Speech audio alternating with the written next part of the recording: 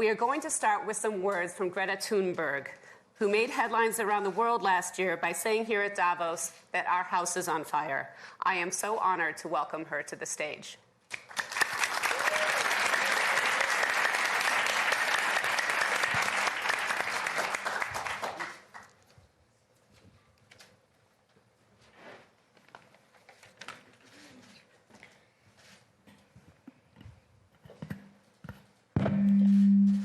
Sorry. 1 year ago, I came to Davos and told you that our house is on fire. I said I wanted you to panic. I've been warned that telling people to panic about the climate crisis is a very dangerous thing to do. But don't worry, it's fine. Trust me, I've done this before, and I can assure you it doesn't lead to anything. And for the record, when we children tell you to panic, we're not telling you to go on like before. We're not telling you to rely on technologies that don't even exist today at scale and that science says perhaps never will.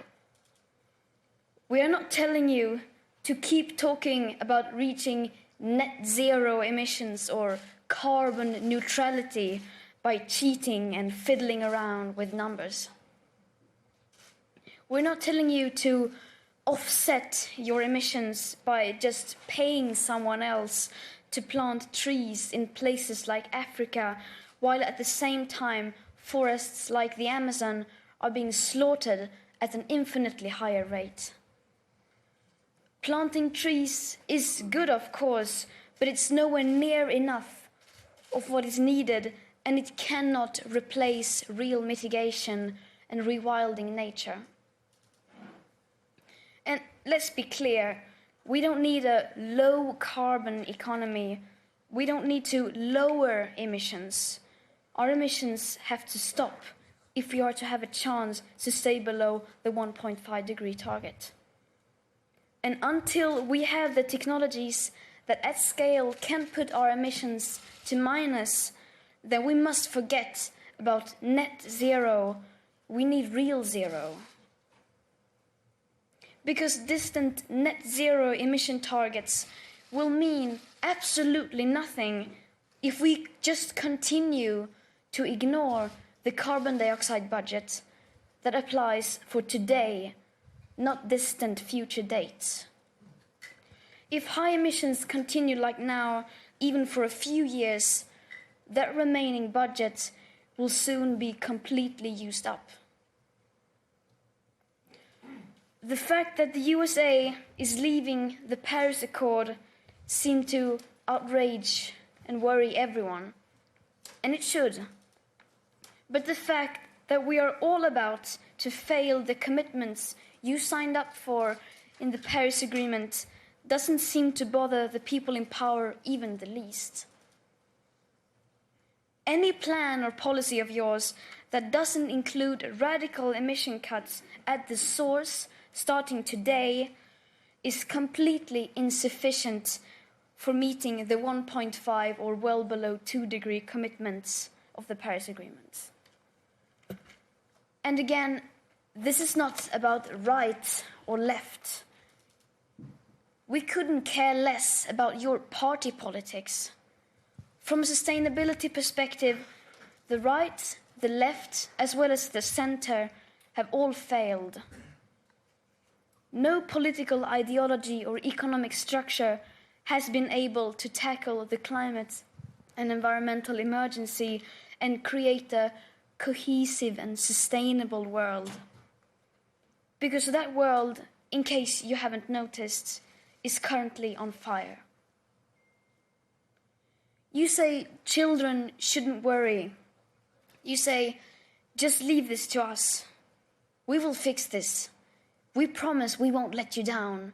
Don't be so pessimistic. And then, nothing. Silence. Or something worse than silence. Empty words and promises which give the impression that sufficient action is being taken. all the solutions are obviously not available within today's societies, nor do we have the time to wait for new technological solutions to become available to start drastically reducing our emissions. So, of course, the transition isn't going to be easy. It will be hard, and unless we start facing this now, together with all cards on the table, we won't be able to solve this in time. In the days running up to the 50th anniversary of the World Economic Forum, I joined a group of climate activists demanding that you, the world's most powerful and influential business and political leaders, begin to take the action needed.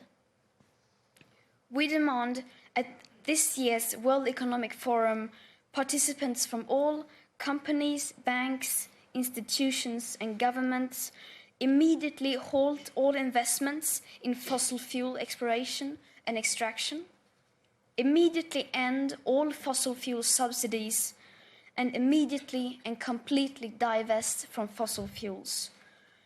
We don't want these things done by 2050, 2030, or even 2021. We want this done now. It may seem like we are asking for a lot, and you will, of course, say that we are naive. But this is just the very minimum amount of effort that is needed to start the rapid sustainable transition. So either you do this, or you're going to have to explain to your children why you are giving up on the 1.5 degree target. Giving up without even trying. Well, I'm here to tell you that, unlike you, my generation will not give up without a fight. The facts are clear, but they are still too uncomfortable for you to address. You just leave it because you think it's too depressing and people will give up. But people will not give up. You are the ones who are giving up. Last week, I met with Polish coal miners who lost their jobs because their mine was closed. And even they had not given up. On the contrary, they seem to understand the fact that we need to change more than you do. I wonder, what will you tell your children was the reason to fail and leave them facing a climate chaos that you knowingly brought upon them? That it seemed so bad for the economy that we decided to resign the idea of securing future living conditions without even trying? Our house is still on fire. Your inaction is fueling the flames by the hour. And we are telling you to act as if you loved your children above all else. Thank you.